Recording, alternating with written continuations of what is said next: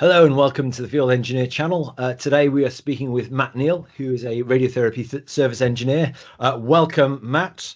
For our viewers and listeners, can you give us a little bit of your background and how you came to be a radiotherapy service engineer and what that is?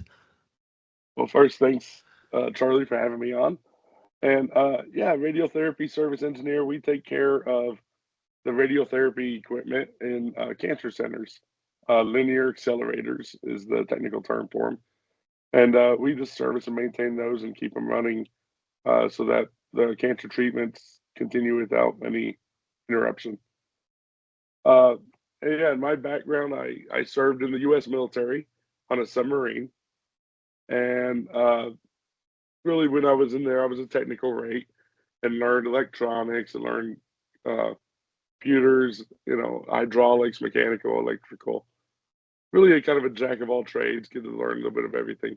So that transitioned really well into working in med tech and doing this stuff. Uh, I transitioned out and went straight to work for a vendor installing these machines, and that was over 19 years ago at this point. Right. And how did you find that transition moving? I know a lot of military people, particularly in the US, go from that electronics, jack of all trades into, supporting medical equipment and in your case, just the one piece of equipment. How did that transition go for you? And, does it not get a little bit boring working on just one piece of kit, whereas before you were doing all sorts of things on a submarine? Yeah, the transition went pretty well for me personally. I I basically stepped out of one role right into the other, and I traveled all over for the vendor I worked for, uh, and so my time in the military, being gone away from home for months on end, really helped with that transition. And then just working on the equipment, uh, it was also a steep learning curve. Hmm. Uh, but I had a foundation that was solid, so Sure. uh, that helped me to transition into it and be able to kind of hit the ground running. I wasn't starting from zero. I was starting, a little further along. And then as far as working on one piece of equipment, a Linac, like people that work on the other highly complex equipment, like a CT or an MR, no no two problems are the same. Right. I may have a problem on one aspect of the machine today, and then tomorrow, my whole modulator could blow up, and it's totally different work. So never knowing what each day is going to bring keeps it exciting, and this machine keeps you on your toes. I've been Right. doing it for almost 20 years, and by no means am I a master at this at all. Wow. Still Okay. learning every day. Brilliant. Now, yeah, we've spoken before. I know you have a more personal story around cancer treatment, and yeah, I think that might impact on your daily work. I was just wondering if you could tell us a little about a bit about that experience and what happened. Yeah, back in 2021, uh, my youngest son was 6 years old, and he was diagnosed with rhabdomyosarcoma, which is a soft tissue cancer, and he had a tumor in his nasal cavity. Um, and that I've worked in oncology at that point for nearly 15 years, and never imagined that it would be my little boy undergoing those treatments. And so that was quite shocking. Uh, but at the same time, um, I knew the value and the expertise and the technology of the machines that are going to help uh, for his radiation course of his treatment.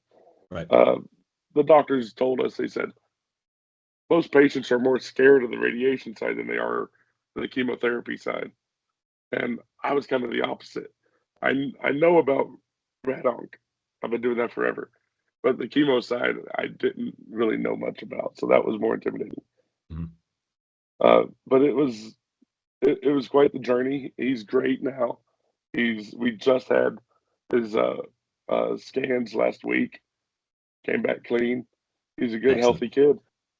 Wow, amazing, amazing. So yeah, that's real first-hand experience. Can I ask what has that had an impact on your kind of day-to-day work and how you view the equipment that you're working with, right? Yeah, even before this, I would always say, "Hey, let's treat this equipment like someone we love is going to be treated on it," and that mentality really just came to fruition.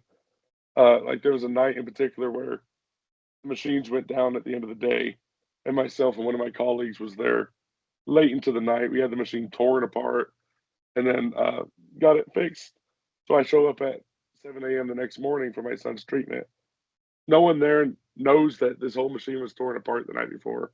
Right. Uh, so being able to see the background, what we do behind the scenes, and then how it doesn't, in this case, didn't affect the clinical day.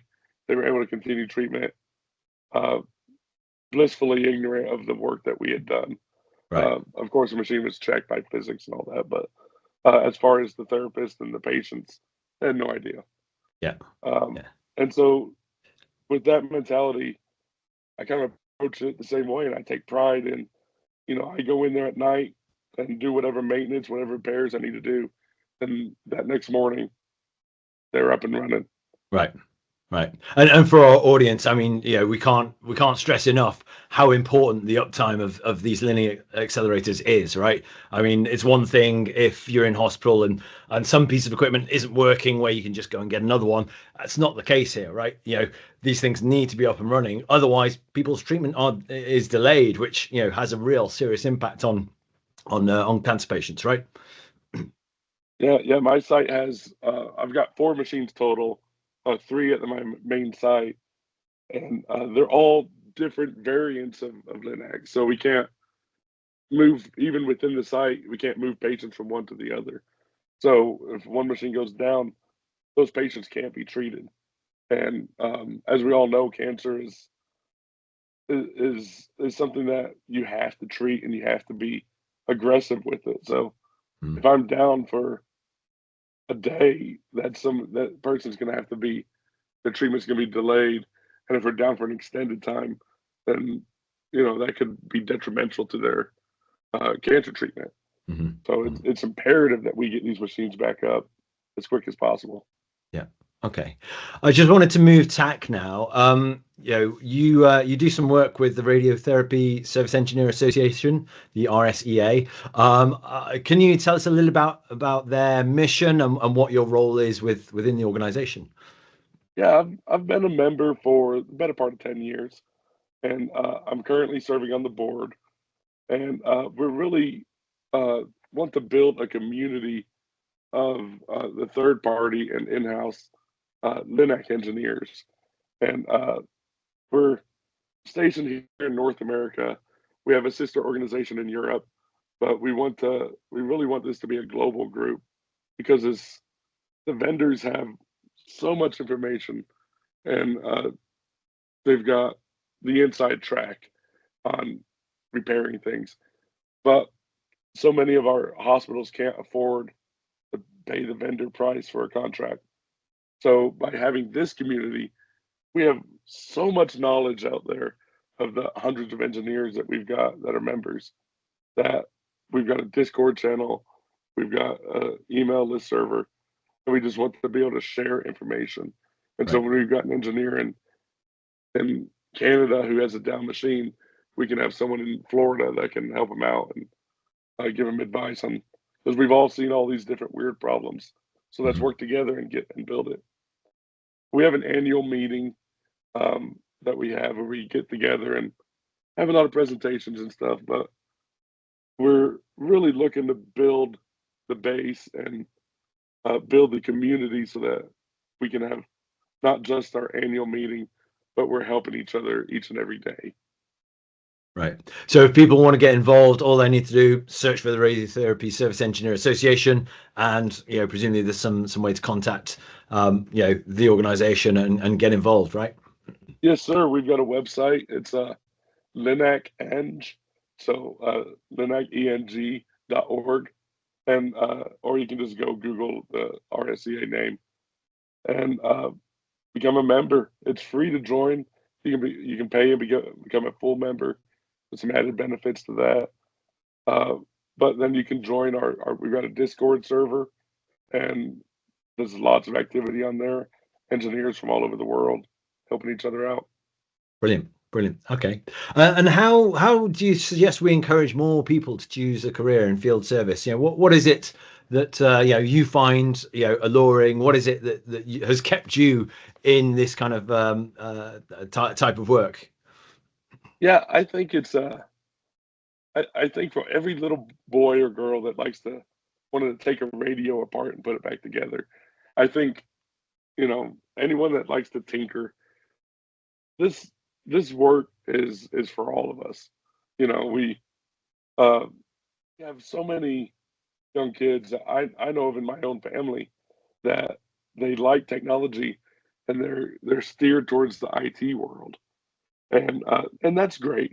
You know, we need people to work in IT as well, um, but it's just getting it out there that we have this whole community of field engineers where we're not we work with IT and all that, but we're the hands-on, you know, get down to the nitty-gritty and repair equipment.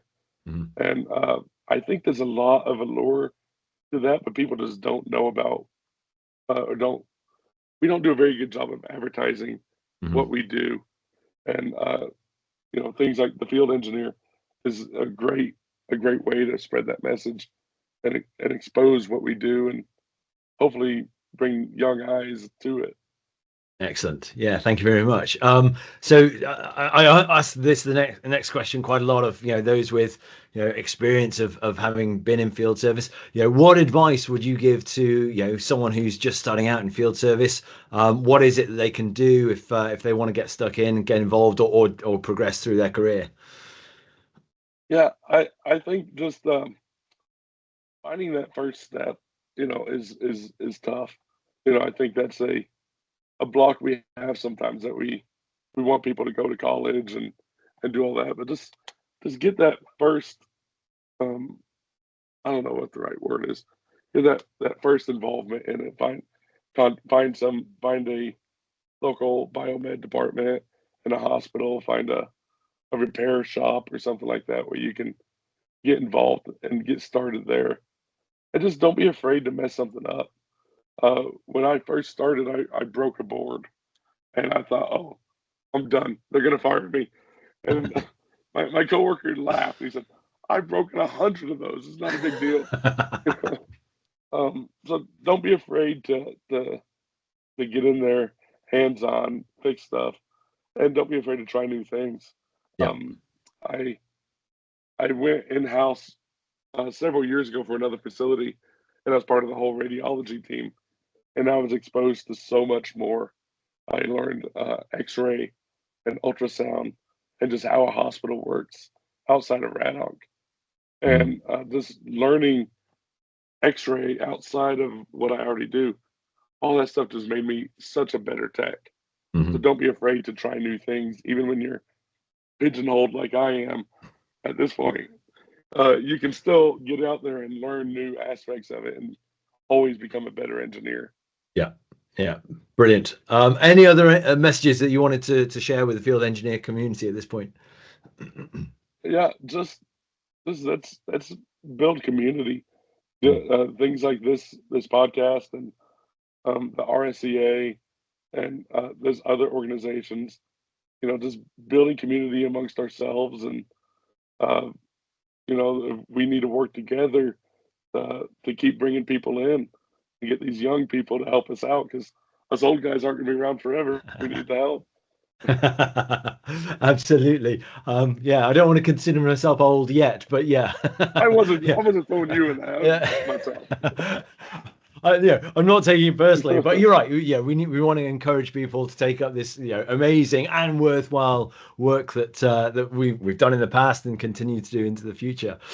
Excellent, Matt. Thanks so much for your time. I've had a really good an interesting, insightful talk with you. So thank you very much for that. To anyone who's watching or listening, please do subscribe to the channel. It really does help us out.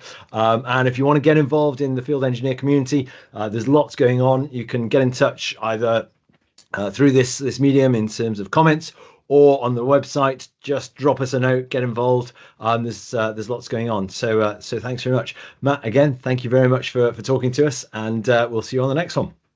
Thank you, Charlie. I appreciate it.